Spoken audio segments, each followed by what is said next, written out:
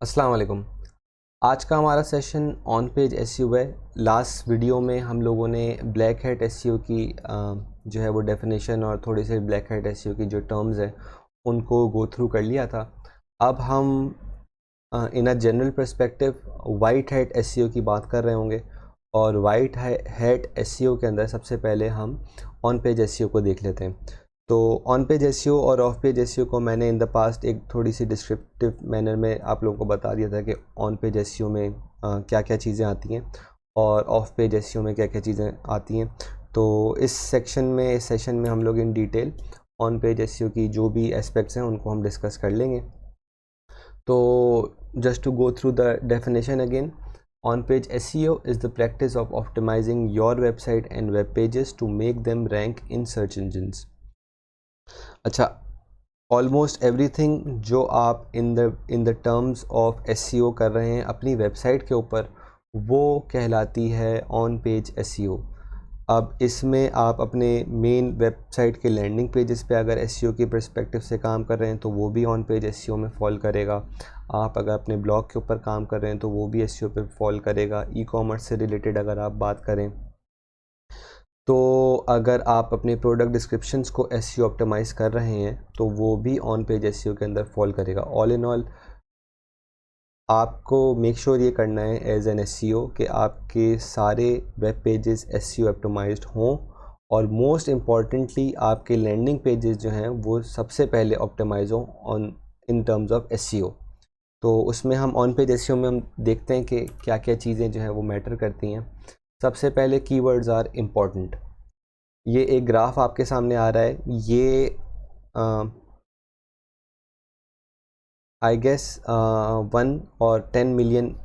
Web pages के data को collect करके ये चीज़ जो है वो बनाई गई है और इसमें ये based on their keywords used उनकी रैंकिंग्स जो है वो बता रहा है कि कीवर्ड्स के हवाले से कि जब जितनी दफ़ा कीवर्ड्स यूज़ किए जा रहे हैं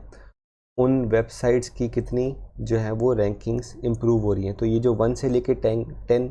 आपको एक्स एक्सिस पे दिख रहा है वो बेसिकली रैंकिंग नंबर है। तो 1 बीइंग हाईएस्ट मतलब जो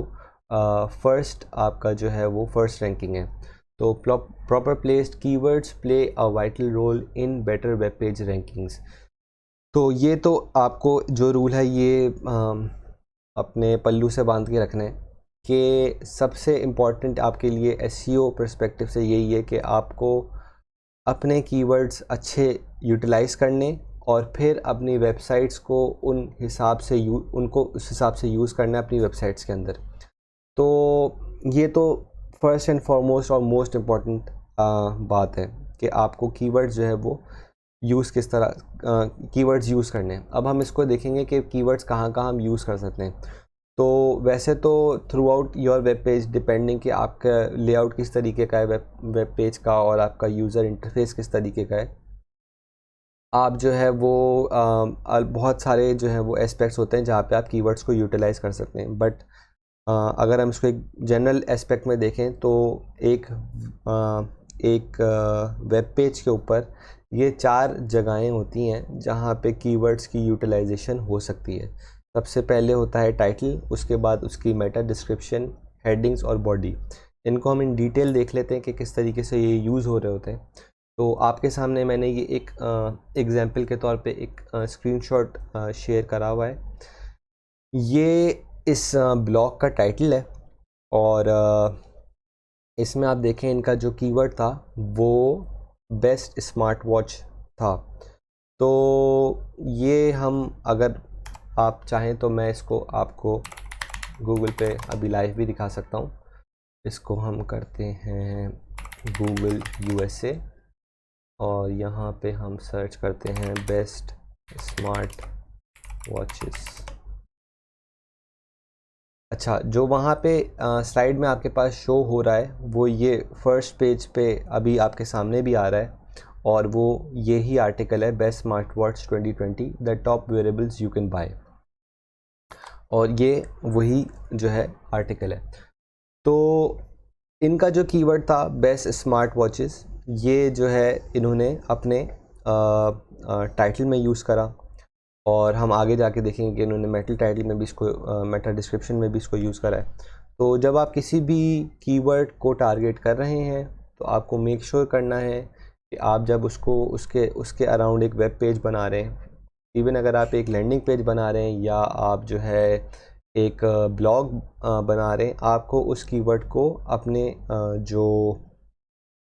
रिस्पेक्टिव वेब पेज है उसके अंदर यूज़ करना है। इन्होंने एक ब्लॉग लिखा था बेस्ट स्मार्ट वॉच के हवाले से, और उन्होंने ऑब्वियसली उस टाइटल के अंदर इस कीवर्ड को यूटिलाइज़ करा है।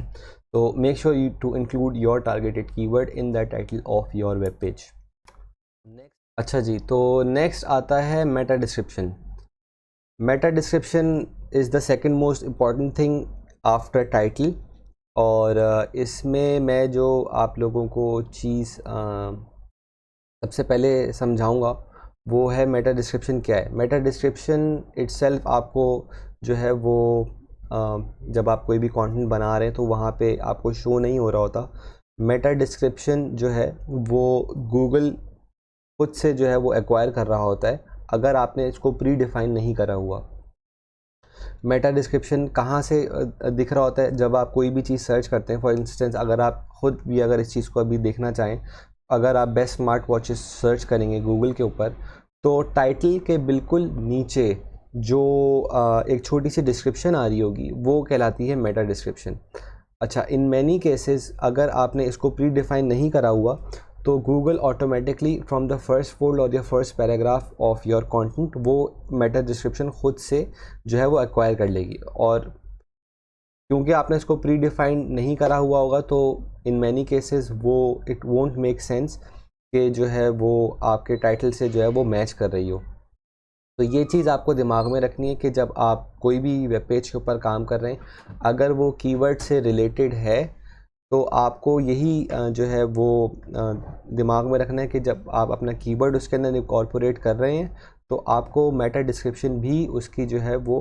ख़ुद से जो है वो बनानी है। आपके सामने ये एग्जांपल भी आ रही है कि इनका जैसे जो हम लोगों ने जिस ब्लॉग की हम बात कर रहे थे कि उनका जो मेटा डिस्क्रिप्शन है वो किस तरीके का है। This definitive ranking of the very best smart watches money can buy runs you through the latest from Apple, Samsung, Fitbit and more। Secondary keywords भी यूज़ कर लिए उन्होंने, लेकिन इनका जो ऑब्वियसली प्राइमरी कीवर्ड था बेस्ट स्मार्ट वॉचेस वो उन्होंने इसको इनके अंदर इनकॉर्पोरेट करा।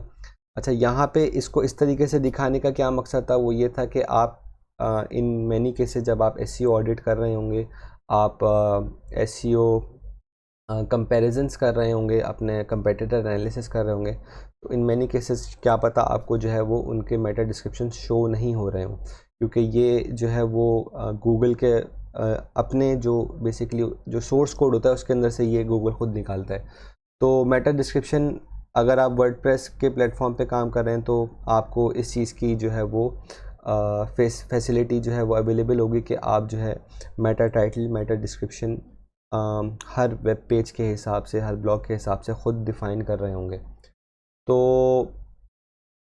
ये यहाँ पे अगर आपको अपने कोई भी आप वेब पेज को गो थ्रू कर रहे हैं और आपको उसका मेटा डिस्क्रिप्शन देखना है तो all you need to do इसके आप उसको राइट क्लिक करें और वहाँ से उसका व्यू पेज सोर्स के ऊपर जाएं। जैसे आप पेज सोर्स पे जाएंगे आपको एक काफ़ी बड़ा सा जो है वो कोडेड फॉर्म में एक पेज शो होने लगेगा। वहाँ पे आपको बस कंट्रोल फाइंड करना है और वहाँ पे आप डिस्क्रिप्शन सर्च करेंगे। तो जैसे आप डिस्क्रिप्शन सर्च करेंगे तो आपके सामने भी इसी तरीके की कुछ जो है वो शो हो जाएगा। ये बहुत एक अच्छा तरीका होता है मेटा डिस्क्रिप्शंस पता करने का, कीवर्ड्स पता करने का, H1 टैग्स जो हम आगे भी देखेंगे भी, सारे टैग्स, मेटा डिस्क्रिप्शंस, टाइटल, ये सारी इन्फॉर्मेशन आपको यहाँ से मिल सकती है। तो मेटा डिस्क्रिप्शन की ये तो है एक छोटी सी डेफिनेशन। और ऑब्वियसली जब कीवर्ड्स की बात हो रही है तो टाइटल के बाद जो सेकंड मोस्ट इम्पॉर्टेंट थिंग है वो है कि आप अपने कीवर्ड को मेटा डिस्क्रिप्शन के अंदर भी यूज़ करें। अच्छा, इन टर्म्स ऑफ गूगल ये चीज़ इसलिए वैल्यू कर रही होती है कि गूगल आपको इस चीज़ को वैल्यू दे रहा होता है कि जो इंटेंडेड कीवर्ड है वो आपके कंटेंट के अंदर आ रहा है। सेकेंडली इसका फ़ायदा ये होता है कि जब कोई भी यूज़र किसी कीवर्ड को सर्च करता है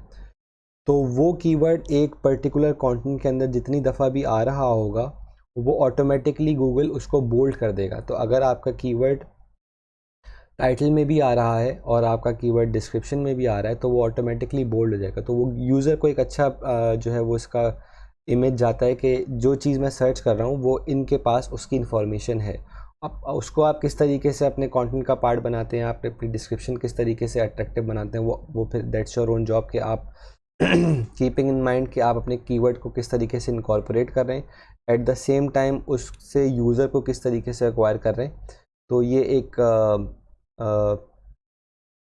अलग सी उसके ऊपर बात हो सकती है, बट ये है कि आपको यूज़ इसको ज़रूर करना है। फिर आप इसमें ट्रायल एंड टेस्ट कर सकते हैं कि क्या चीज़ आपके लिए ज़्यादा बेहतर वर्क कर रही है। बट कंसिडरिंग के एसईओ पर्सपेक्टिव से हमें इसको यूज़ जो है वो ज़रूर करना है। और इसमें एक चीज़ और यहाँ पे आपको मेंशन हो रही है 160 कैरेक्टर्स। तो आपको जो भी आप मेटा डिस्क्रिप्शन बना रहे हैं डिपेंडिंग ऑन कि आप किस वेब पेज के ऊपर काम कर रहे हैं, किस प्रोडक्ट के ऊपर काम कर रहे हैं, तो आपको अपने कीवर्ड को इसके अंदर ही इनकॉर्पोरेट करना है कि आप अपने कीवर्ड को भी इसके अंदर यूज़ कर रहे हैं और आप उससे एक रीडेबल फॉर्मेट जो है एक डिस्क्रिप्शन भी बना रहे हैं जो कि इवेंचुअली यूज़र्स गो थ्रू कर रहे होंगे। नेक्स्ट हमारे पास आते हैं H1 टैग्स। H1 टैग्स आप इनको मेन हेडिंग्स कंसिडर कर सकते हैं या आप इनको मेन टाइटल्स कंसिडर कर सकते हैं। और ये भी सिमिलर टू मेटा डिस्क्रिप्शन, अगर आपने ये डिफ़ाइन किए हुए हैं तो वेल एंड गुड, अगर नहीं किए हुए तो in that case Google automatically आपका जो टाइटल है उसको H1 टैग जो है वो कंसिडर कर लेगा और वो जो H1 का बेसिकली उनका जो एल्गोरिथम है उसके अंदर वो इस चीज़ को डिप्लॉय कर देगा कि इनका जो टाइटल है वो ही जो है इसका H1 टैग है। तो वर्डप्रेस की अगर हम बात करते हैं तो वर्डप्रेस में ये सारी चीज़ें जो हैं आप ख़ुद से इन चीज़ों को असाइन कर सकते हैं कि आप अपने जो हेडिंग्स हैं या सब हेडिंग्स हैं उनके अंदर उनको आप ख़ुद से जो है वो बना सकते हैं और H1 टैग्स खुद से सेट कर सकते हैं। तो यहाँ पे इनके केस में आप देखें कि जो H1 टैग है वो आपका नीचे शो हो रहा है। अगर मैं इसको जो है best smart watches 2020 the top wearables you can buy, ये है इनका H1 टैग। इनके केस में इन्होंने टाइटल में इसको सेम रखा है, आप इसको चाहें तो जो है वो चेंज भी कर सकते हैं। ये this is different than your main title, but आप इसको सेम भी रख सकते हैं, आप इसको चेंज भी कर सकते हैं। द मेन पॉइंट इज़ कि आपको अपने कीवर्ड को इसके अंदर यूटिलाइज़ करना है। अच्छा, एक चीज़ इसमें जो मुझे आप लोगों को और समझानी है वो ये समझानी है कि आप इसमें देखें कि यहाँ पे ये आर्टिकल फर्स्ट पेज पे रैंक हो रहा है, फर्स्ट रैंकिंग पे रैंक हो रहा है, लेकिन अगर आप यहाँ पे देखें तो इस पे लिखा हुआ आ रहा है 7 डेज़ अगो। तो ऐसा बिल्कुल भी नहीं है, ये आप चीज़ बिल्कुल भी ऐसा ना समझें कि ये आर्टिकल 7 दिन पहले लिखा गया था और 7 दिन के अंदर ये फर्स्ट रैंकिंग पर आ गया है। ये आर्टिकल कोई 3 या 4 साल से लिखा जा रहा है और रेगुलरली अपडेट किया जा रहा है, और ये अपनी रैंकिंग्स को मेंटेन करने की एक मेथडोलॉजी होती है कि जिसके अंदर आपके जो आर्टिकल्स रैंक्ड हो गए हैं, in order to maintain their rankings आप उनको कॉन्स्टेंटली अपडेट कर रहे होते हैं। ये स्मार्ट वॉचेस का आर्टिकल आज से 3 साल 4 साल पहले लिखा गया होगा और उस वक्त उस टाइम की स्मार्ट वॉचेस को इसके अंदर इंक्लूड किया गया था। With the passage of time उसके अंदर न्यू अपडेट्स आती रही, इन्होंने नई वॉचेस को इंक्लूड करते रहे, पुराने को निकालते रहे और इसको अपडेट मेक श्योर करा कि इसको अपडेट रखें। तो ये बेसिकली यहाँ पे 7 डेज़ अगो आ रहा है, ये लास्ट अपडेट है इस आर्टिकल की। तो ये आपको इस चीज़ को भी बेसिकली जो है प्रोमोट कर रहा है और इस चीज़ को समझाना चाह रहा हूँ जो मैं, वो ये कि आपको अपने आर्टिकल्स जो आपके प्राइमरी कीवर्ड आर्टिकल्स हैं जिनको आपको मस्ट रैंक कराना है, you have to make sure कि वो in terms of on page SEO तो हम ये सारी चीज़ें बात कर ही लेंगे, बट आपको ये भी मेक श्योर करना है कि आप उनको रेगुलरली अपडेट कर रहे हैं। इसके लिए आप अपने कंटेंट कैलेंडर में जो है वो सेट भी कर सकते हैं चीज़ें जो आपके टॉप पेजेस हैं कि आप उनको किस फ्रीक्वेंसी से रैंक कर रहे हैं, और सॉरी किस फ्रीक्वेंसी से अपडेट कर रहे हैं। तो डिपेंडिंग के वो किस नौइयत के आर्टिकल्स हैं, उनके अंदर किस किस टाइप से अपडेट्स की ज़रूरत है, आप उनको सेट करें और आप उनके अंदर जो है वो रेगुलर अपडेट्स करें। तो ये तो हो गई अपडेट्स के मुतालिक। बाकी यही कि H1 टैग्स जो हैं वो आपको इस तरीके से सेट करने, और H1 टैग्स के अंदर भी आपको अपने कीवर्ड को यूज़ करना है। अच्छा, नेक्स्ट आते हैं हमारे पास H2 and H3 tags. Content में हमने बात कर ली थी कि हमारे जो है वो हेडर किस तरह का होता है, बॉडी किस तरह की होती है, और एंडिंग किस तरह की होनी चाहिए, ये सारी चीज़ें। अगर आप इसको एसईओ पर्सपेक्टिव से बात करते हैं तो जब गूगल किसी भी चीज़ को के अंदर क्रॉलिंग करता है, उनका एल्गोरिथम या उनका जो बेसिकली स्पाइडर है वो जब क्रॉल करता है तो वो हर चीज़ को कोई ना कोई टैग दे रहा होता है। तो वो जो भी हेडिंग्स और सब हेडिंग्स हैं उनको H1 और H2 और H3 टैग्स और H4 टैग्स तक जो है वो टैग कर रहा होता है। तो आपको इन टर्म्स ऑफ एसईओ ये चीज़ दिमाग में रखनी है कि आप जो भी हेडिंग्स बना रहे हैं उनको आप टैग ज़रूर दें। इसको जो है ऑटोमेटिकली आप वर्डप्रेस की अगर मैं बात करता हूँ तो उसमें दो ऑप्शन होते हैं, विजुअल और टेक्स्ट। अच्छा, विजुअल में जो है आप वहाँ पे एक ऑप्शन होता है कि आप जो भी सब हेडिंग बना रहे हैं या मेन हेडिंग बना रहे हैं उसको आप वहाँ से सेट करेंगे तो वो ऑटोमेटिकली उसके अंदर उसको एक टैग असाइन कर देगा। अगर आप टेक्स्ट के ऊपर काम करते हैं तो उसके अंदर आपको मैनुअली, जैसे यहाँ पे पीछे कोड हुआ हुआ है जो है वो ब्रैकेट्स के अंदर, इस तरीके से आपको इसको कोड के थ्रू जो है नोटिफाई करवाना पड़ता है कि ये जो है मेरा H1 या H2 टैग है। तो यहाँ पे भी आप जो है जैसे देख रहे हैं कि ये एक इसी आर्टिकल की मैंने पिक्चर्स निकाली हैं कि उनका H2 टैग ये था, उनका H3 टैग ये था। तो इन टर्म्स ऑफ एसईओ आपको इस चीज़ को दिमाग में रखना है कि आप जो हैं वो अपने अच्छा, H1 के अंदर तो आपको रेकमेंडेड होता है कि आप जो है वो अपने कीवर्ड को यूज़ करें। जब आप H2 और H3 के अंदर आते हैं तो वहाँ पे जो चीज़ आपको दिमाग में रखनी होती है वो ये होती है कि आप इंस्टेड ऑफ कि आप अपने प्राइमरी कीवर्ड को टारगेट करें, यहाँ पे आप अपने सेकेंडरी कीवर्ड को टारगेट करवाने की जो है वो स्टार्ट करते हैं। तो यहाँ पे आपने देखा कि यहाँ पे इन्होंने H2 के अंदर तो बेस्ट स्मार्ट वॉच को ही कंसिडर करा है, but at the same time जब वो H3 पर आते हैं तो H3 के अंदर उन्होंने अपने सेकेंडरी कीवर्ड को जो है वो टारगेट करा है या उस चीज़ को टारगेट करा है जो बेसिकली जिससे ये जो है वो ट्रैफिक जनरेट करवाना चाहते हैं, या मोस्ट लाइकली अगर ये इससे कोई एफिलिएट जो है वो रेवेन्यू अर्न कर रहे होंगे, कंसिडरिंग कि अगर ये अमेज़ॉन का लिंक है तो यहाँ से अगर कोई भी बंदा अमेज़ॉन पे जाके सैमसंग गैलेक्सी वॉच परचेज़ करता है तो they will get a benefit from that. तो सैमसंग गैलेक्सी वॉच जो है ये इनका S3 टैग था। स्मार्ट वॉच या बेस्ट स्मार्ट वॉच अगर आप देखें तो उन्होंने दोबारा से H2 के अंदर इसको भी यूज़ करा है। तो यही कुछ चीज़ें हैं जो आपको भी दिमाग में रखनी है कि आपको अपने जो कीवर्ड्स हैं वो जो main portions of the web page हैं उसके अंदर उसको यूटिलाइज़ करना है। अच्छा, नेक्स्ट आता है कीवर्ड डेंसिटी। ये एक बहुत ही जो है यहाँ पे लिखा हुआ ही है कि this is a highly debatable topic as people have different opinions when it comes to having keyword density within a web page. An acceptable keyword range for both Google and users is 1.5 to 2%. अच्छा, depending on कि हम कौन से era की बात कर रहे हैं। इन द पास्ट जब, जैसे मैं बता रहा हूँ कि जब गूगल या कोई भी सर्च इंजन इस चीज़ को बहुत वैल्यू देता था कि एक कीवर्ड कितनी दफ़ा किसी भी आर्टिकल के अंदर यूज़ हुआ है, तो वहाँ पे लोग जो है कीवर्ड डेंसिटी बहुत ज़्यादा रखते थे। उसकी हमने एग्जांपल देखी जो कीवर्ड स्टफिंग थी। अब वो चीज़ बहुत कम हो गई है, अब बहुत नेचुरल वे के अंदर आ गई है, लेकिन इसके अंदर भी बहुत सारे लोग जो हैं इस चीज़ को इग्नोर कर देते हैं कि उनको कीवर्ड डेंसिटी कितनी रखनी चाहिए। जो सबसे ज़्यादा एक्सेप्टेबल रेंज है कीवर्ड डेंसिटी की वो 1.5 to 2% है,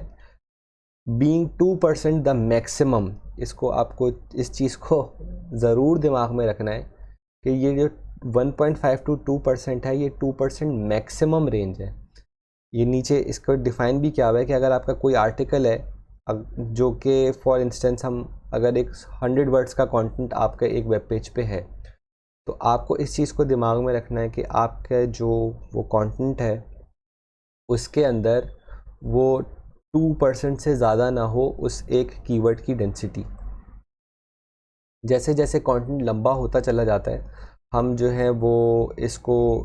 उसी बेसिकली फॉर्मेट में रखते हैं कि फॉर इंस्टेंस अगर आप एक आर्टिकल लिखते हैं जो कि 1000 वर्ड्स का है तो you have to make sure कि योर कंटेंट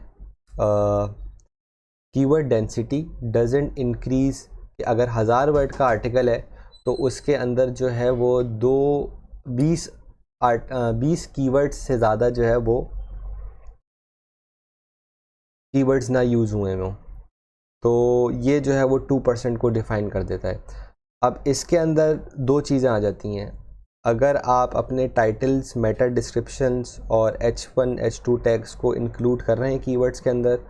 या नहीं कर रहे हैं। इन मैनी केसेस जो रिकमेंडेड है फ्रॉम द एसईओ कम्युनिटी वो यही है कि आपका जो ये 2% है ये इस सारी चीज़ों को कवर कर रहा हो। मतलब अगर 1000 वर्ड का आर्टिकल है तो उसके अंदर एक टाइटल भी है, एक मेटा डिस्क्रिप्शन भी है, डिफरेंट टाइप्स ऑफ आप जो है वो हेडिंग्स भी यूज़ कर रहे होंगे। तो ओवरऑल इंटायर वेब पेज के अंदर वो 2% के अंदर यूज़ हुआ हो। तो अगर आपने टाइटल के अंदर एक दफ़ा यूज़ कर लिया, मेटा डिस्क्रिप्शन में एक दफ़ा यूज़ कर लिया और आपने H1 टैग में एक दफ़ा यूज़ कर लिया, H2 टैग में एक दफ़ा यूज़ कर लिया, तो ये 4 दफ़ा आपने ऑलरेडी अपने कीवर्ड को यूज़ कर लिया। अब उस 1000 वर्ड के जो कंटेंट है उसके अंदर जो आप मज़ीद आपके पास रूम बचता है कीवर्ड डेंसिटी को यूज़ करने का, वो 16 दफ़ा बचता है। तो ये एक जो है वो इसका जो है वो मैक्सिमम लिमिट है जो हम कंसिडर करते हैं कि ये गूगल के एस्पेक्ट से भी एक्सेप्टेबल है और यूज़र के एंड से भी एक्सेप्टेबल है कि वो इस चीज़ को ना वो करे कि यार ये तो जो है वो कीवर्ड स्टफिंग बहुत हुई हुई है और एक ही कीवर्ड को बार बार यूज़ किया हुआ है। तो ये चीज़ जो है आप मेक श्योर करें कि ना हो। अच्छा, इसमें ऑब्वियसली ये चीज़ भी आपको दिमाग में रखनी है कि वो जो 16 दफ़ा बाकी आप उस कीवर्ड को यूज़ कर रहे हैं वो ऐसा नहीं है कि आपने पहले ही फोल्ड के अंदर जो है वो उस कीवर्ड को 16 दफ़ा यूज़ कर लिया और बाकी के जो 900 वर्ड्स का आपने आर्टिकल लिखा है उसमें एक दफ़ा भी कीवर्ड यूज़ नहीं हुआ है। क्योंकि क्रॉलर जो है वो शुरू से लेके एंड तक आपके आर्टिकल को देखेगा और वो हर 3 वर्ड्स के बाद जो है इस चीज़ को मेक श्योर कर रहा होता है कि आपने जो है वो किस तरीके से कीवर्ड को, किस तरीके से कंटेंट को यूटिलाइज़ किया हुआ है। तो अगर आप एक जगह पे कीवर्ड स्टफिंग करके बाकी पूरे कंटेंट में कीवर्ड को यूज़ ही नहीं कर रहे होंगे तो वो आप गूगल को जो है वो घुमा नहीं सकते इस चीज़ के अंदर। आपको उसको एक स्टेडी फ्लो में और एक कंसिस्टेंट वे में जो है वो इस कीवर्ड को यूज़ करना पड़ेगा। अच्छा, नेक्स्ट हमारे पास आता है ऑन पेज एसईओ के अंदर इंटरनल लिंकिंग की जो एग्जांपल है वो आपके सामने अभी शो हो रही है कि विकिपीडिया के आप कोई भी पेज खोलते हैं तो उसमें एक ही पेज के अंदर, एक ही कंटेंट पीस के अंदर बहुत सारे जो हैं वो आपको इंटरनल लिंक्स मिल रहे होते हैं जो कि गूगल को ही विकिपीडिया को ही रेफ़र कर रहे होते हैं। तो ये एक चीज़ है जो आपको भी रखनी है अपने दिमाग में कि आपके जितने भी वेब पेजेस हैं, मोस्ट इम्पॉर्टेंटली जो वेब पेजेस आप रैंक कराना चाहते हैं, they have some manner of interlinking कि आपने एक या दो जगहों पर उस वेब पेज से आपने अपने यूज़र को किसी और वेब पेज के ऊपर लिंक किया हुआ हो जो कि आपके अपने ही वेब पेज बेसिकली वेबसाइट का एक पार्ट होगा। इंटरनल लिंकिंग यही होती है कि आप अपने वेब पेज 1 से वेब पेज 2 पे अपने यूज़र्स को लिंक कर रहे हैं और बेसिकली ये जो है एक इंटायर स्ट्रक्चर बना रहा होता है आपकी वेबसाइट का गूगल के लिए और गूगल भी इस चीज़ को जो है वो वैल्यू दे रहा होता है कि ये for the sake of information, for the sake of linking जो है अपने एक वेब पेज से दूसरे वेब पेज पे अपने यूज़र्स को लिंक कर रहे हैं। तो वो जो इंटायर स्ट्रक्चर गूगल के एल्गोरिथम में आपकी वेबसाइट का बन रहा होता है तो उसके अंदर इस चीज़ को बहुत वैल्यू मिलती है। सेकेंडली इसका जो फ़ायदा होता है वो ये भी होता है कि आपके यूज़र्स को जो है वो एक तरीके से एक एज मिल जाती है कि वो एक पेज से आपके दूसरे पेज के ऊपर जा रहा होता है और जो इन्फॉर्मेशन, फॉर इंस्टेंस कि अगर आप इन्फॉर्मेशन की बात करते हैं तो एक इन्फॉर्मेशन एक जगह पे अगर इनकम्प्लीट हो रही है, या आप ये चाह रहे हैं कि यहाँ से ये किसी और वेब पेज पे जाके एक मज़ीद जो है वो इन्फॉर्मेशन एक्वायर करे, या कोई भी चीज़ जो है आप उससे एक्वायर करवाना चाहते हैं वो करे, तो ये इंटरलिंकिंग के थ्रू बहुत जो है वो आसानी हो जाता है। और सेकेंडली, जब हम आगे गूगल एनालिटिक्स में देखेंगे कि बाउंस रेट क्या होता है, तो उसकी भी मैं एक चीज़ आपको यहाँ पे बता देता हूँ कि बाउंस रेट जो है वो इससे बहुत कम हो जाता है, क्योंकि जब आपके वेब पेज पे कोई बंदा आ रहा है और अगर वो उसी वेब पेज के बाद फ़ौरन वो उस वेब पेज से चला जाता है तो वो बाउंस हो रहा है। लेकिन अगर आपने इंटरलिंकिंग अच्छे तरीके से की हुई है तो देयर इज़ अ चांस कि जब वो उस वेब पेज से एंड होगा तो वहाँ पे एक दूसरे वेब पेज पे चला जाएगा, तो वो बाउंस रेट का जो एस्पेक्ट है वो मिनिमाइज़ आप इस तरीके से कर सकते हैं। तो internal linking is important after keywords. आपको मेक श्योर करना है कि अगर आपका ब्लॉग है, आपका वेब पेज है, कि आप अपने जो वेब पेज है उसके ऊपर इंटरलिंकिंग ज़रूर करें। और प्लीज़ मेक श्योर कि आपके जो भी वेब पेज है उस पर हर जगह पे एटलीस्ट होम का जो बटन है वो वैसे तो होता ही है, बट मेक श्योर कि इट इज़ देयर, कि आप किसी भी अपने वेब पेज पे, चाहे वो जितना भी डीप हो, वो आप हर वेब पेज से जो आपका यूज़र है वो होम पेज पे जा सकता हो। अच्छा, इसके बाद आता है हमारे पास आउटबाउंड लिंकिंग। इंटरनल लिंकिंग में आप जो है अपने ही वेब पेज के अलग अलग पेजेस को लिंक कर रहे होते हैं। आउटबाउंड लिंक्स के अंदर आप अपने वेब पेज से दूसरी वेबसाइट्स को लिंक कर रहे होते हैं। ये एक मिसकंसेप्शन है कि आप जो है अगर अपनी वेबसाइट के पास, अपनी वेबसाइट के ऊपर ऐसे लिंक्स लगाएं कि जो जिससे यूज़र्स दूसरी जगह पे चले जाएं, तो वो जो है वो कन्वर्ट नहीं हो रहे। तो इसको यूज़ करने का तरीका इस तरीके से है कि आप ऐसे आउटबाउंड लिंक्स यूज़ करें जो इवेंचुअली आपको फ़ायदा दे रहे हो, इन टर्म्स ऑफ कि अगर आप कोई एक आर्टिकल लिख रहे हैं तो उसमें बेसिकली मज़ीद रेफरेंसिंग के लिए आप ऐसे लिंक्स दे रहे हो जो कि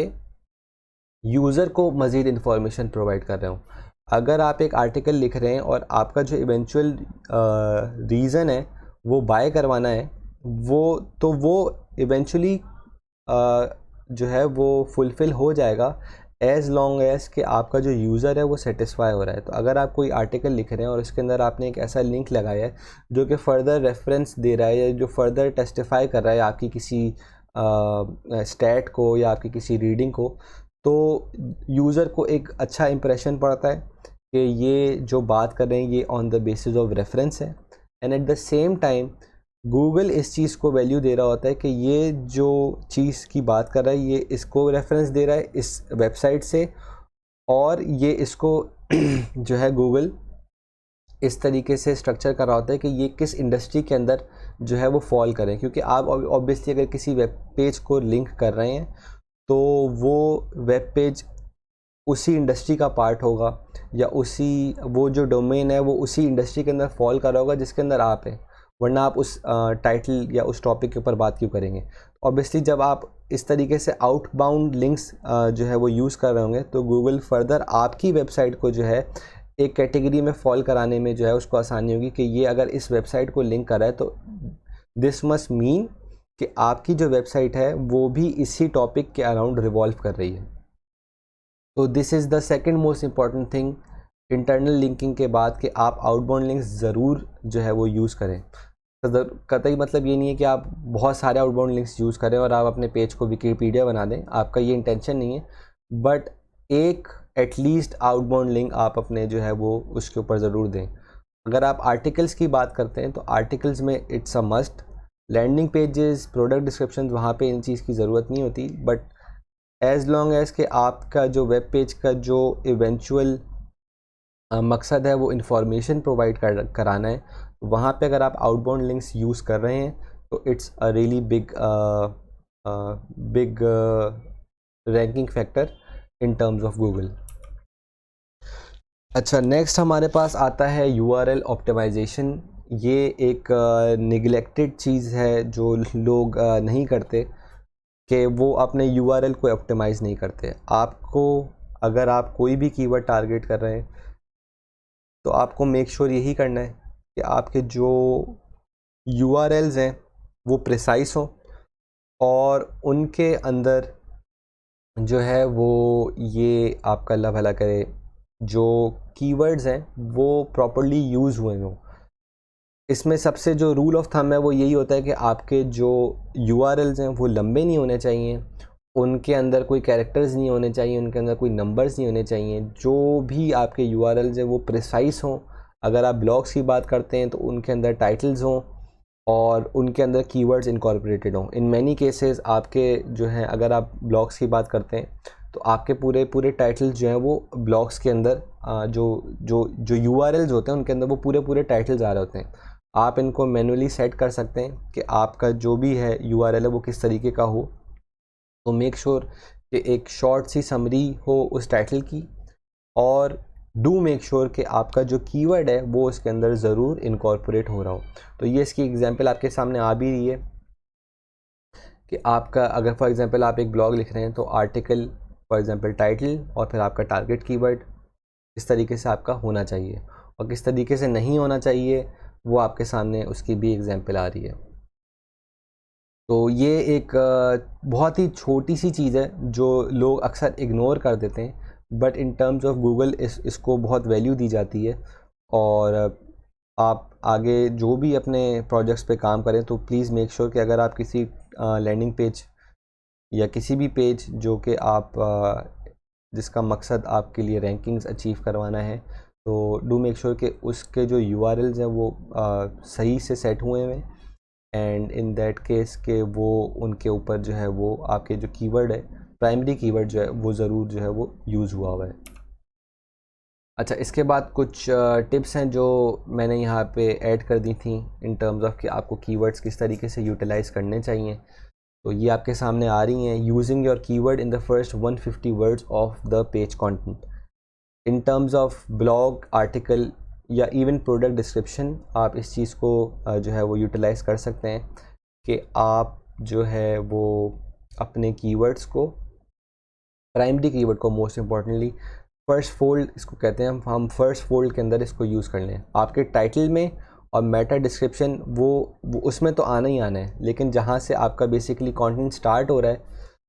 उसके अंदर आप इस चीज़ को ज़रूर मेक श्योर कर लें कि आपका जो कीवर्ड है वो फर्स्ट 100 to 200 वर्ड्स के अंदर यूटिलाइज़ हो रहा हो। मैंने इसीलिए 150 यहाँ पे लिखा है कि आप 150 वर्ड्स के अंदर एक अच्छा सा अमाउंट ऑफ इंफॉर्मेशन यूज़र को प्रोवाइड कर देते हैं कि ये आर्टिकल किस बारे में, और उसके अंदर एक कीवर्ड को यूटिलाइज़ करना बहुत बहुत आसान हो जाता है। Using your keyword in the start of your title, जैसे आपने देखा इसमें हमने जो एग्जांपल ली थी बेस्ट स्मार्ट वॉचेस की,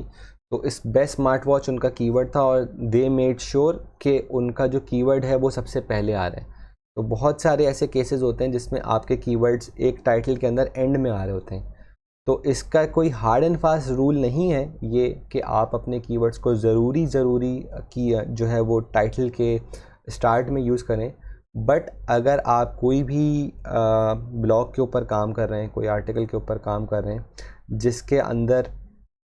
आप अपने कीवर्ड को यूटिलाइज़ कर रहे हैं, तो ट्राई एंड मेक श्योर कि आपका कीवर्ड जो है वो शुरू में आ सके टाइटल के। अगर नहीं आ रहा और इट डजेंट मेक सेंस तो please don't use it, but if you can and it looks readable and it's completely in a natural way, तो please start using your keyword in the initial part of your title. इसके बाद using modifiers, इसकी हमने content में I think so बात करी थी कि आपको किस तरीके से अपने कंटेंट के टाइटल्स को कैची बनाना चाहिए या उनके अंदर किसी तरीके से इस तरीके से वैल्यू प्रोवाइड करवानी चाहिए। तो यूजिंग मॉडिफायर्स में बेस्ट, जैसे स्मार्ट वॉचेस की आपने अभी देख ही लिया कि बेस्ट स्मार्ट वॉचेस या टॉप 10 रिव्यू के अंदर आप पूरा एक पर्टिकुलर रिव्यू कर लेते हैं किसी एक प्रोडक्ट का या किसी भी चीज़ का गाइड, इस टाइप की बहुत सारी चीज़ें जो है आप कीवर्ड के साथ साथ अपने टाइटल के अंदर यूज़ करें, because it's helpful in terms of for the user, और गूगल भी इसको बहुत वैल्यू देता है। इसकी सबसे अच्छी जो एग्जांपल है वो यही है कि अगर आप जैसे कोई भी ब्लॉग लिखते हैं जिसमें आप टॉप 10 की बात करते हैं और अगर आप वो इवेंचुअली जो है उस पर रैंकिंग्स अचीव कर लेते हैं तो there is a really good chance कि आप उस पर ज़ीरो रैंकिंग अचीव कर लें। तो उसमें होता ये है कि जब आप टॉप 10 की बात करते हैं तो वो जो टॉप 10 चीज़ें आपने अपने ब्लॉग में बताई हुई होती हैं वो गूगल ऑटोमेटिकली उनको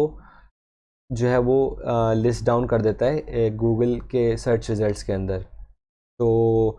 इस टाइप के जो आर्टिकल्स होते हैं जिसके अंदर आप जो है वो लिस्टिकल्स प्रोवाइड कर रहे होते हैं और वो in a form of a number कुछ चीज़ों को जो है वो डिस्कस कर रहे होते हैं, तो ये बहुत जो है इनकी वैल्यू ज़्यादा होती है इन terms of SEO. X and wise की कंटेंट की हमने एक्स एंड वाइज की जो बात है वो हमने कंटेंट में करी थी कि हमारे टाइटल्स के अंदर किस तरीके से जो है एक्स बेसिकली नंबर्स हैं कि 5 रीज़न्स टू डू दिस या 5 रीज़न्स टू बाय दिस। तो नंबर्स को यूज़ करना अपने टाइटल्स के अंदर, और वाई जो है basically how why you should buy this या how this product is the best in the market. इस टाइप के जो हैं आपको टाइटल्स बनाना चाहिए। और then again these are all recommendations to be used कि आप अपने कीवर्ड को भी यूटिलाइज़ कर रहे हैं। तो अपने कीवर्ड को यूटिलाइज़ कराने के साथ साथ इन चीज़ों को अगर आप यूज़ करेंगे तो वो एट द सेम टाइम कि वो यूज़र एंड से बहुत जो है एक वैल्यू प्रोवाइड कर रहे होंगे कि यूज़र बहुत इन चीज़ों को इंट्रीगिंग समझता है और जो आपका क्लिक थ्रू रेट है उनसे बढ़ता है। ऑब्वियसली गूगल भी इन चीज़ों को जो है वो वैल्यू देता है। फ्रीक्वेंट अपडेट्स की मैंने इन डिटेल आपको बता दिया कि अपडेट्स क्यों ज़रूरी हैं। अगर कोई भी आर्टिकल को आपको रैंक कराना है और आपको जो है उसकी रैंकिंग को मेंटेन करना है तो आपको मेक श्योर यही करना है कि उसके कंटेंट को आप रेगुलरली अपडेट करें। और ये एक ऐसी चीज़ है जो बहुत सारे लोग नहीं करते। वो ये समझते हैं कि अगर एक आर्टिकल हमने लिख दिया है, एक कंटेंट हमने ऑप्टिमाइज़ कर दिया इन टर्म्स ऑफ एसईओ, अब ये हमारा काम हो गया, अब जो है ये रैंक हो जाएगा कभी ना कभी, और बस हमें अब जो है वो ऑफ पेज पे या लिंक बिल्डिंग के ऊपर काम करना है। ऐसा बिल्कुल नहीं है। आपको जब आप किसी भी वेब पेज पे काम करते हैं आप प्रायोरिटी सेट करते हैं कि आपके सबसे हाई प्रायोरिटी पेजेस कौन से हैं जिनको आपको ज़रूर रैंक करवाना है, सेकंड प्रायोरिटी कौन सी है, थर्ड प्रायोरिटी कौन सी है, और उन प्रायोरिटी के हिसाब से आप फिर देखते हैं कि मुझे अपने वेब पेजेस पे कितनी अपडेट्स करनी चाहिए।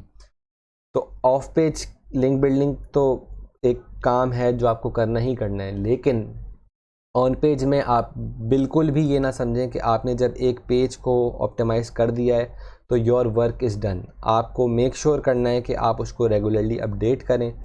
और उसको हर तरीके से अपडेट रखें, क्योंकि गूगल देन अगेन सबसे इम्पॉर्टेंट गूगल है। गूगल बाबा जो है वो यही इस चीज़ को बहुत इम्पोर्टेंस देते हैं कि आपके जो कंटेंट हैं वो रेगुलरली अपडेट हो रहे हैं। तो ये रैंकिंग में इटसेल्फ बहुत हेल्प देते हैं कि आपका कंटेंट रेगुलरली जो है वो अपडेट हो रहा है। तो गूगल इस चीज़ को वैल्यू देता है कि यार अगर फॉर एग्जांपल एक पर्टिकुलर कीवर्ड है तो गूगल बोलेगा कि अगर ये टॉपिक के ऊपर ये वेबसाइट लिख रही है एंड ये वेबसाइट जो है वो कॉन्स्टेंटली अपने जो कंटेंट है उसको अपडेट करती रहती है और वो इसी टॉपिक के अंदर फॉल कर रही है, तो इट मीन्स कि ये जो है अप टू डेट है अपने टॉपिक के ऊपर। तो there is a high chance कि ये जो बात कर रहे हैं वो इन्फॉर्मेटिव है and I should rank them. तो गूगल इस चीज़ को वैल्यू देती है कि आप अपने कंटेंट को अपडेट करें रैंकिंग्स में, और once you achieve those rankings उनको मेंटेन करने के लिए सबसे जो फर्स्ट मोस्ट इम्पॉर्टेंट फैक्टर होता है कि आपकी वो जो रैंकिंग्स हैं वो मेंटेन रहें, वो थ्रू अपडेट्स होता है। अपडेट्स में इस चीज़ को दिमाग में रखना है कि आपको अपने पूरे कंटेंट को चेंज नहीं कर देना है, आपको बस छोटी छोटी अपडेट्स करनी है। जैसे हमने स्मार्ट वॉचेस की बात करी तो हमने इस चीज़ को देखा कि वो smart watches in a gradual manner जो है वो चेंज हो रही हैं। तो आप हफ्ते के अंदर 1-2 हफ्ते के अंदर इस चीज़ को दिमाग में रख लें कि आप जो है वो कोई एक हेडिंग चेंज कर दें अगर उसके अंदर कोई अपडेट रिक्वायर्ड है, या अगर वो पिक्चर इन अ सेंस कि आपने कोई एक स्टैट्स की बात की हुई है जो 2019 का था, अब 2020 आ गया तो आपको उसके अंदर कोई अपडेट्स लानी ज़रूरी हैं तो आप उसको उस हिसाब से चेंज कर दें। और अगर आप सॉफ्टवेयर एज अ सर्विस की बात करते हैं तो आपके अंदर आपके क्लाइंट साइड पे अगर कोई अपडेट आई है तो you have to make sure कि वो अपडेट्स आपके कंटेंट में भी रिफ्लेक्ट कर रही हों। तो एनीथिंग कि आप जिससे आप अपने कंटेंट को अपडेट रख सकें। ओवरऑल कंटेंट रीडू बिल्कुल भी रिकमेंडेड नहीं है, वो आप इंस्टेंटली अपनी रैंकिंग लूज़ कर जाएंगे। But just to make sure कि गूगल इस चीज़ को दिमाग में रखे कि इन्होंने अपने कंटेंट को ये रेगुलरली अपडेट कर रहे हैं और उसके अंदर वन थिंग और दी अदर वो जो है वो ऐड कर रहे हैं। लास्टली, इन सारी चीज़ों के बाद हमें इस चीज़ को दिमाग में रखना है कि हम अपनी जो सर्च इंटेंट है उसको सेटिस्फाई करें। सर्च इंटेंट क्या है? सर्च इंटेंट ये है कि आपका जो यूज़र है वो क्या चीज़ सर्च करने के लिए आया था, उसने जब वो चीज़ सर्च करी उसके सामने क्या रिज़ल्ट्स आए, उन रिज़ल्ट्स के अंदर अगर उसको वो इन्फॉर्मेशन मिल रही है तो बहुत अच्छी बात है। अगर वो इन्फॉर्मेशन नहीं मिल रही है तो ये एक क्वेश्चन मार्क है आपकी रैंकिंग्स के ऊपर। आप ये सारी चीज़ें जो हमने डिस्कस करी हैं ये करते हैं, इसके साथ साथ आप जो है वो ऑफ पेज एसईओ भी करते हैं एंड इवेंचुअली इंशाल्लाह ताला आप वो जो रैंकिंग्स हैं वो अचीव कर लेंगे। लेकिन आप जब वो रैंकिंग्स अचीव कर लेंगे, क्योंकि इन जितनी चीज़ों में हमने बात की इनमें बहुत सारी चीज़ें जो है वो हमने गूगल पर्सपेक्टिव से बात की है, तो गूगल इन सारी चीज़ों को वैलिडेट करेगा। वो देखेगा कि इसके अंदर जो है वो कोई ब्लैक हैट एसईओ नहीं हुई, इसने कीवर्ड्स को सही तरीके से यूज़ करा, इसने टाइटल में यूज़ करा, इसने मेटा में करा है, इसका कंटेंट के अंदर वो कीवर्ड्स यूटिलाइज हुए हैं। बहुत सारे लोग जो हैं, बहुत सारी वेबसाइट जो हैं, अथॉरिटेटिव वेबसाइट्स इनको लिंक भी कर रही हैं, तो ये वेबसाइट जो है बिल्कुल सही है और ये जो कंटेंट पे बात कर रही है ये भी मेरे हिसाब से सही है और इसको रैंकिंग देनी चाहिए। तो गूगल आपको रैंकिंग तो दे देगा, लेकिन जब आपके पास ट्रैफिक आना स्टार्ट होगा, आपके पास यूज़र्स आना स्टार्ट होंगे एक पर्टिकुलर कीवर्ड पे, जब आपकी वेबसाइट रैंक करना स्टार्ट कर देगी, जब वो यूज़र आपकी वेबसाइट पे आ रहा है और वो जो भी कीवर्ड सर्च करके आ रहा है तो वो एक पर्टिकुलर इंटेंट लेकर आ रहा है कि यार ये कीवर्ड से मुझे क्या इन्फॉर्मेशन मिल सकती है। अगर वो इन्फॉर्मेशन आप प्रोवाइड करवा पा रहे हैं, अगर वो उसकी जो रिक्वायरमेंट है वो आप पूरी कर पा रहे हैं तो आप वो रैंकिंग्स मेंटेन कर पाएंगे। लेकिन अगर आप वो इन्फॉर्मेशन उसको प्रोवाइड नहीं कर पा रहे, वो जो इंटेंट है वो फुलफ़िल नहीं हो रही है, तो और वो यूज़र सेटिस्फाई नहीं हो रहा है आपकी इन्फॉर्मेशन से, तो वो ऑब्वियसली गूगल इस चीज़ को भी मॉनिटर कर रहा होगा और इवेंचुअली आपकी जो रैंकिंग्स हैं वो गिरना स्टार्ट हो जाएंगी। तो इस चीज़ को after all the things that you are doing जो एसईओ पर्सपेक्टिव से हैं, प्लीज़ मेक श्योर कि आपका जो सर्च इंटेंट है वो फुलफ़िल हो रहा हो। और ये देन अगेन वही बात है कि आप अपने जो कंटेंट है उसको नेचुरल रखें और उससे वो इन्फॉर्मेशन प्रोवाइड करवा पाएँ जो यूज़र जो है वो देखना चाह रहा है, पढ़ना चाह रहा है या सुनना चाह रहा है, डिपेंडिंग ऑन योर कंटेंट। तो ये सर्च इंटेंट का जो है वो बेसिकली मेन मकसद है। किस तरीके से पता चलता है कि गूगल को कि ये वेबसाइट जो है वो सही इन्फॉर्मेशन नहीं प्रोवाइड करी है, उसके बहुत सारे मेजर्स होते हैं, वो आप भी खुद देख सकते हैं अपने गूगल एनालिटिक्स के अंदर। हम गूगल एनालिटिक्स को इन डिटेल पढ़ेंगे आगे की कुछ वीडियोस में इंशाल्लाह, कि गूगल एनालिटिक्स को किस तरीके से हम देख सकते हैं कि यूज़र्स हमारी वेबसाइट पे आ रहे हैं, क्या कर रहे हैं, क्या नहीं कर रहे हैं, कहाँ से आ रहे हैं, कौन से प्लेटफॉर्म से आ रहे हैं। तो ये सारी चीज़ें हम वहाँ पे डिस्कस कर लेंगे। लेकिन जो सर्च इंटेंट को पता करने का तरीका है वो भी इसी तरीके से है कि आप ये देखते हो कि भाई मेरा बाउंस रेट क्या आ रहा है। अगर मेरा बाउंस रेट ज़्यादा है इसका मतलब ये कि मेरी वेबसाइट पे तो बंदा आ रहा है लेकिन वो वहाँ से दोबारा चला जाता है, तो इसका मतलब उसको वहाँ पे वो इन्फॉर्मेशन नहीं मिल रही है जो मैं उसको प्रोवाइड कर रहा हूँ, या मेरी इन्फॉर्मेशन में कुछ कमी है या मेरा वेबसाइट में कुछ मसला है। तो ये bounce rate, click through rate, इनसे बहुत सारी चीज़ों की आपको इन्फॉर्मेशन मिल जाती है कि आपका जो है वो सर्च इंटेंट आपकी फुलफ़िल हो रही है या नहीं हो रही है। इसके साथ साथ जो है वो एवरेज पेज ऑन टाइम से आपको बहुत सारी चीज़ों का पता चल जाता है। अगर आपके वेबसाइट पे कोई बंदा आ रहा है, बाउंस रेट ज़्यादा, तो ऑब्वियसली आपको पता चल जाएगा कि भाई मेरी जो इंटेंट है वो फुलफ़िल नहीं हो रही है। लेकिन अगर बाउंस रेट कम है but at the same time average page on time कम है, तो उससे भी आपको ये चीज़ का अंदाज़ा हो जाएगा कि अगर आपने एक कंटेंट लिखा हुआ है जिसका एक नॉर्मल जो एस्टिमेट है आपके हिसाब से वो ये है कि इस पेज पे अगर एक बंदा आता है तो वो 1 मिनट लगाएगा मेरे इस इंटायर वेब पेज को व्यू करने में, बट वो जो यूज़र है, जो एवरेज पेज ऑन टाइम है आपका उस पेज का, वो 15 सेकंड है, 20 सेकंड। तो इसका मतलब यही है कि आपका जो यूज़र आ रहा है वो उस पूरे पेज को व्यू नहीं कर रहा, उसको वो इन्फॉर्मेशन नहीं मिल रही है। तो ये सारी चीज़ें इन डिटेल सर्च इंटेंट के बारे में हम गूगल एनालिटिक्स में भी इसको डिस्कस कर लेंगे कि किस तरीके से हम इन चीज़ों से पता लगा सकते हैं कि हमारे कंटेंट या हमारा जो वेब पेज है उसमें कौन कौन सी चीज़ें लैग कर रही हैं। तो बताने का मकसद यही है कि at the end of the day आप जब सारी चीज़ें एसईओ पर्सपेक्टिव से कर लें, प्लीज़ मेक श्योर कि आपका जो कंटेंट प्रोड्यूस हो रहा है, आप जो वेब पेज आपका बनकर सामने आ रहा है, उसके अंदर जो भी इंफॉर्मेशन है वो जो यूज़र सर्च इंटेंट है वो उसको फुलफ़िल कर रही है कि नहीं कर रही है। तो ये आप ख़ुद से भी देख सकते हैं, आप अपनी टीम के अंदर भी इस चीज़ को जो है वो गो थ्रू करवा सकते हैं कि भाई मेरी जो हम जिस प्रोजेक्ट पे काम कर रहे हैं उसमें हमारी जो भी रिक्वायरमेंट्स है वो fulfil in terms of the user perspective हम कर पा रहे हैं या नहीं कर पा रहे हैं। तो ये चीज़ें आपको एक अच्छी जो है एक आइडिया आपको मिल जाएगा कि आप इस चीज़ को फुलफ़िल कर रहे हैं या नहीं कर रहे हैं। तो इसके साथ हमारा एक ऑन पेज एसईओ का जो है वो ख़त्म होता है। कुछ चीज़ें और हैं जो आगे चल के मैं इन डिटेल जो है वो जब मैं टूल्स की बात करूँगा उसमें भी आप लोगों को बता दूँगा। लेकिन जो है वो ओवरऑल जो एक ब्रॉड पर्सपेक्टिव में ऑन पेज एसईओ किस बारे में होती है वो हमने इस वीडियो के अंदर डिस्कस करा है। इंशाल्लाह नेक्स्ट वीडियो में हम जो है वो ऑफ पेज एसईओ या लिंक बिल्डिंग की बात जो है वो इन डिटेल करेंगे। तो इंशाल्लाह I will see you guys in the next video. अस्सलाम वालेकुम।